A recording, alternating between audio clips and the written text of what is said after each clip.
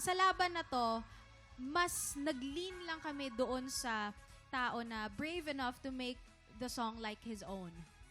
Binigyan niya ng kanyang feels, ng vibe, and yung also willing na matuto, nakikinig.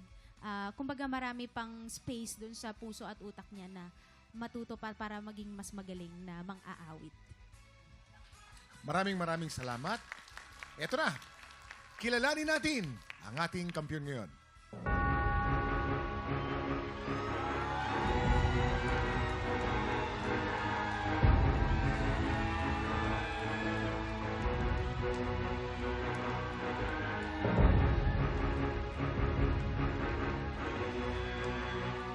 Ace 12 Stars, congratulations!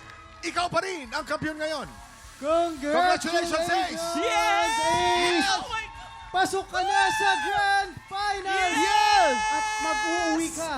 Congratulations, Ace! Panalo ka ng 70,000 pesos! Wow! At sigurado na rin ang pwesto mo sa Grand Finals. Pero may tanong kami, no? Bilang kampiyon, may pagkakataon ka pang palaguin ang premyo mo ng up to 100,000 pesos. Ang tanong, Grabe yun! Wow, grabe naman yun. para sa 100,000 pesos, tutuloy ka pa ba sa laban o magpapahinga ka na para makapaghanda sa Grand Finals? Pag-isipan mong maigi. Sayang din yun. Magpapahinga na po. Magpapahinga. Uy! Magpapahinga. Bakit naman? Bakit? Ba't mas pinili mo ang magpahinga?